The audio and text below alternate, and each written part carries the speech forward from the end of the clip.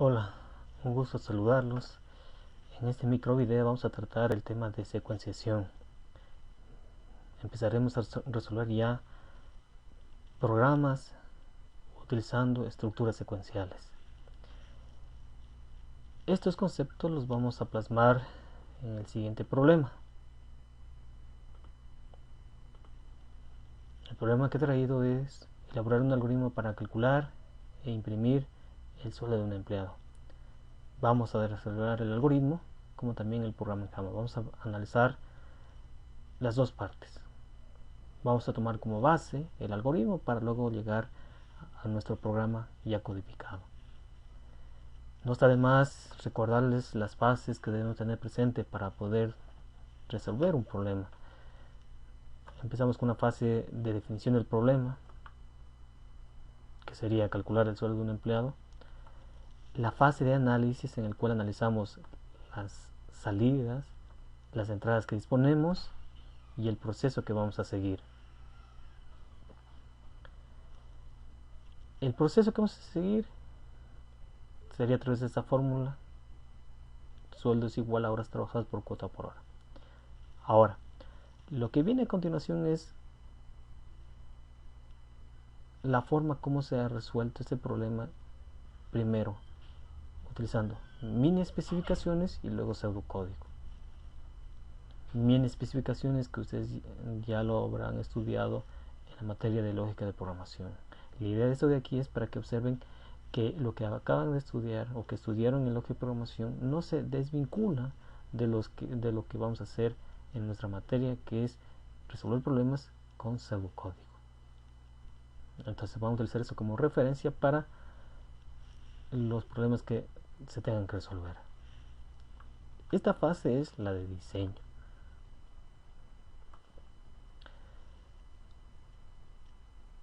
Empleando mini especificaciones, recordar que nuestros algoritmos siempre van a tener un inicio y un fin, porque los algoritmos son finitos. La parte de declaración de variables, simplemente para recordar, teniendo presente también las variables que voy a considerar, sería el nombre del empleado, escrito de esta forma. Va a ser una cadena. Las horas trabajadas, un dato de tipo entero. La cuota por hora, un dato de tipo decimal. El sueldo también un dato de tipo decimal. Y siguiendo este proceso secuencial, ¿sí? Por eso que estamos hablando de programas resueltos con estructuras secuenciales. Secuencial porque no se salta, no puede ir de la primera sentencia a la última directamente, no, va primera, la segunda sentencia y así hasta llegar a la última acción que tiene que ejecutar nuestro programa. Entonces, para el problema que estamos analizando, lo que vamos a hacer a continuación es solicitar el nombre del empleado, lo leemos, solicitamos las horas trabajadas, leemos las horas trabajadas, pedimos la cuota por hora, se lee la cuota por hora y una vez que tenemos información calculamos el sueldo. Sueldo es igual a las horas trabajadas por la cuota por hora. Hemos hecho un proceso de designación, aparte de la multiplicación, que se la presente con este asterisco, no es la X que se podría utilizar en matemáticas. Para la división tenemos el carácter slash. También tenemos el operador de resta, de suma y algunas funciones especiales que nos van a ayudar a resolver de forma más rápida nuestros algoritmos. Funciones como raíz cuadrada, ¿sí? El coseno, seno, logaritmo natural, el valor absoluto, son funciones que cuando mi programa requiera de esas funciones, simplemente yo las voy a ocupar y haré uso de estas. Ok, regresando a nuestro problema, entonces aquí tengo el cálculo del sueldo y una vez que tengo el sueldo, pues yo lo voy a mostrar. Y aquí terminaré. Esto es empleando mini especificaciones. El salto que vamos a hacer es empleando un algoritmo escrito en pseudocódigo. De forma breve, un pseudocódigo es un lenguaje en el que se emplean palabras naturales, ¿sí? Que no son parte de nuestro lenguaje, y también palabras ya reservadas propios de un lenguaje de programación, ¿sí? También se lo conoce como lenguaje falso. No es ningún lenguaje de programación, porque eso de aquí no se va a ejecutar. Simplemente lo utilizamos para diseñar todavía nuestros programas. Vamos a utilizar ese tipo de estilo, ya que se va a utilizar palabras que nos vamos a encontrar y al momento de codificar. ¿De acuerdo? Primero voy a empezar indicando que todos nuestros algoritmos van a estar escritos de esta forma. Va a tener un encabezado en el cual se describe de forma breve qué es lo que va a hacer el algoritmo, y los algoritmos que vamos a desarrollar van a tener siempre una clase. El identificador de esta clase siempre va a empezar con una letra mayúscula. Eso es como una buena práctica de programación. Las variables, el identificador de un objeto, los métodos, estos van a empezar con una letra minúscula. Vale la pena tener presente esto, porque al momento que ya codifiquemos o revisemos código de algún otro desarrollador, si es que mantiene este mismo estilo, es fácil identificar qué es. Ahora, todas las clases van a tener un método principal. Y adicionalmente podría tener un conjunto de métodos. Aquí tenemos el método principal, es el que va a tomar el control de la ejecución de nuestros programas. Y dentro de ese método principal nosotros podemos escribir todas las acciones que se va a ejecutar dentro de nuestro programa. Acciones como cuáles: declaración de variables, asignaciones, lecturas, imprimir resultados, ¿sí?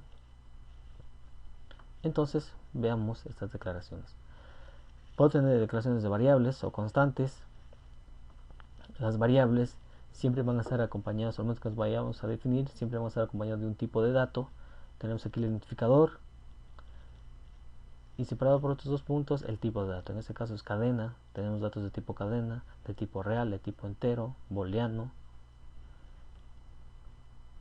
de tipo carácter, ¿sí? Para el problema entonces tenemos nombre de empleado, cadena, horas trabajadas de tipo entero, cuota hora sueldo de tipo real. Entonces miren, si yo tengo varias variables que son de ese mismo tipo, lo podría agrupar de esta forma. No habría ningún problema en entender qué es lo que quiero hacer. En este caso yo quiero decir que la cuota hora y el sueldo son de tipo real. Una vez que tengo esta información, voy a solicitar el nombre del empleado, el número de horas trabajadas y la cuota por hora. Aquí en su código lo puedo hacer de esta forma, se entiende qué es lo que quiero hacer, y a continuación, siguiendo el orden tal como lo analizamos en las mini especificaciones, sería leer esta información: nombre del empleado, horas trabajadas y la cuota por hora. El siguiente paso sería calcular el sueldo. Es la misma fórmula. Y luego vamos a rear el resultado. Aquí lo tienen. Muestra el nombre del empleado separado por esta cadena, y por último se añade el valor del sueldo. Ahora, este va a ser nuestra referencia para hacer el salto ya a nuestro código ya codificado. Lo que voy a mostrar en este momento es ya el programa codificado, ¿sí? Es la traducción de esto a Java. Voy a proceder a mostrarlo. Aquí lo tenemos. Miren, ya codificado. Voy a agrandar un poquito más esto para que se pueda visualizar. Y aquí lo tenemos.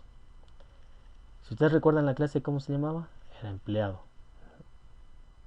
Entonces aquí tengo el nombre de la clase, empleado.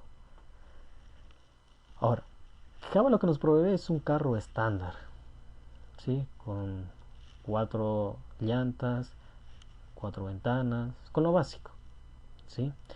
Ahora, si yo quiero que mi carro tenga aire acondicionado, pues yo tendría que ir agregando cosas. Si quiero que, no sé, que sea de otro color, pues yo lo haría, ¿sí? Pero Java nos provee de eso, de cosas básicas. Entonces, si yo quiero interactuar con el teclado, lo que vamos a hacer es importar. Java posee una API con un conjunto de clases que ya han sido desarrolladas por otros programadores y que simplemente nosotros vamos a reutilizar esa información o vamos a utilizar a esos métodos. Aquí voy a importar esta clase. Esta es la forma como se va a importar. Tengo import javautil.scan. Ya vamos a ver más adelante dónde lo voy a utilizar. Luego, aquí observan un bloque que representa la clase, respetando esta palabra reservada de Java, class. separar por un espacio, voy a escribir el nombre de esta clase. Es el mismo que definimos en el algoritmo. Ahora, todos los bloques están agrupados por estas llaves, una de apertura y una de cierre. Y siguiendo estos niveles de indentación, de tal forma que lo que está dentro se vaya corriendo un poco hacia la derecha. Y es más claro saber qué es lo que se va a ejecutar si lo escribo así. Si todo estuviera alineado al lado izquierdo, pues es muy complicado entender el código. Entonces es una buena práctica de programación escribirlo de forma indentada. Luego lo que se ve aquí es el método principal. Sé que es el método principal, pues tiene esta palabrita de aquí. A continuación voy a trabajar en las declaraciones. Java nos provee diferentes tipos de datos. Tenemos el datos de tipo booleano, de tipo char, de tipo string, ¿sí? De tipo float, doble. Si yo quisiera trabajar con datos de tipo entero, tenemos vamos a trabajar con el int. Existen algunos adicionales de este tipo, pero es más que suficiente con entender que si yo quiero trabajar con datos de tipo entero, un int. Y esta es la forma como se va a declarar estas variables. Por ejemplo, si yo quiero una variable de tipo cadena, lo primero que vamos a hacer acá, y al momento de codificar, es escribir primero ese tipo de dato. Miren, acá tengo una variable de tipo entero, int, justamente la palabra que me indica que va a ser de ese tipo, doble, float también es otro tipo de dato para trabajar con decimales, pero nos quedamos con int doble, int para datos de tipo entero y doble para datos con una parte fraccionaria. Ahora, todas las sentencias terminan con este punto y coma. Aquí lo pueden observar. Y con esto tendría la declaración de las 4 variables que voy a utilizar. Ahora, para poder interactuar con el teclado, vamos a crear un objeto del tipo escáner. Entonces, cada vez que observen la palabra new en una sentencia, estamos aquí hablando de la creación de un objeto, de la materialización de un objeto. Este es un tema que lo vamos a estudiar haciendo un bimestre, pero es necesario tener presente o entender de qué trata la materialización de un objeto. Este objeto, esta variable de teclado, lo voy a utilizar para poder interactuar con el usuario. Para que el usuario pueda ingresar a través del teclado la información del empleado, las horas trabajadas y la cuota por hora. Si yo quiero mostrar un mensaje, utilizo el system.out.print o println. La diferencia entre el print y el println es de que al final del mensaje que estoy mostrando, por ejemplo en el caso de println, muestra un salto, o escribe un salto de línea. El print acá que estoy visualizando en este momento muestra este mensaje, pero no escribe un salto de línea al final. ¿Sí? Ahora, lo que quiero es leer. La acción de leer lo voy a hacer de la siguiente forma.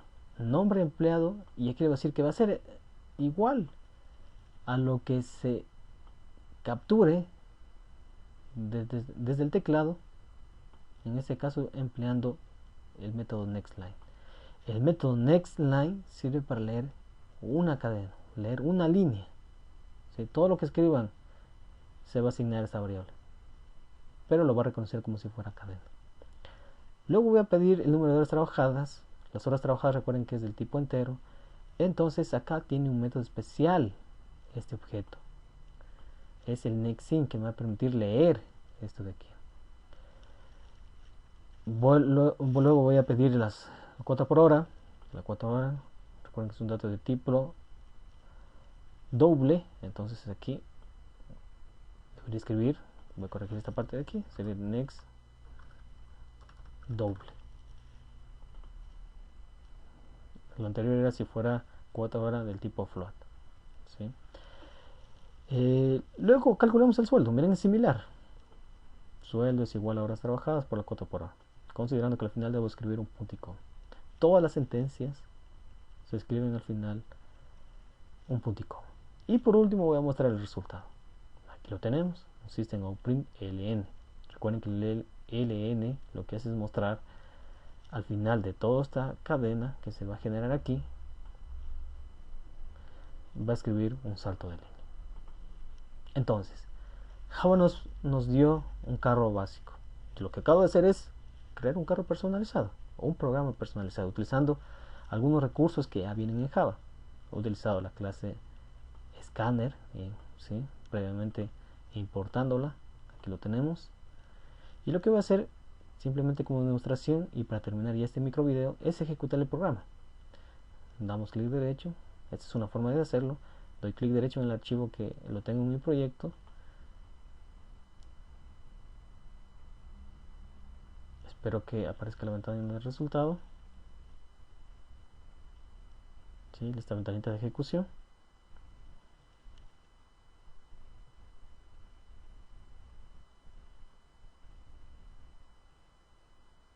Ok, ya lo tenemos aquí. Y lo que nos va a pedir ya sería en este caso el nombre del empleado. Un poquito más. Ok, el nombre del empleado, llamémoslo aquí Luis. Las horas trabajadas, dejémoslo con 8. Es un dato de tipo entero. Y ojo, debo ingresar aquí la información acorde a lo que voy a grabar en estas variables. Luego me pide la cuota por hora. Escribamos 8,2.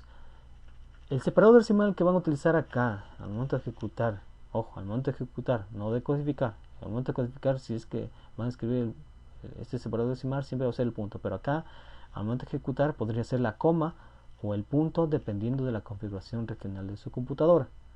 Si yo ingreso aquí el 8.2, aquí va a marcar un error porque está configurado en mi caso para que lo reconozca con la coma. Doy enter y aquí debería mostrarme el sueldo. Entonces dice Luis, sueldo en 5.6. Yo lo podría personalizar un poquito más para que me muestre el signo de dólar. Entonces esto es como se ha resuelto utilizando las estructuras secuenciales.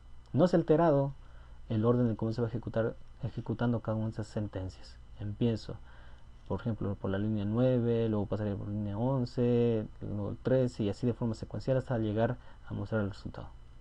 Por eso se llama secuencial. Y aquí yo puedo utilizar funciones especiales como potencia, la raíz cuadrada, ¿sí? Todas esas funciones. Simplemente como demostración, ya saliendo por un momento de este problema, voy a mostrar la raíz cuadrada, por ejemplo, de un número. Para acceder a esas funciones, lo que se hace es escribir es match punto, y con la ayuda de la herramienta ustedes van a observar todas las funciones matemáticas.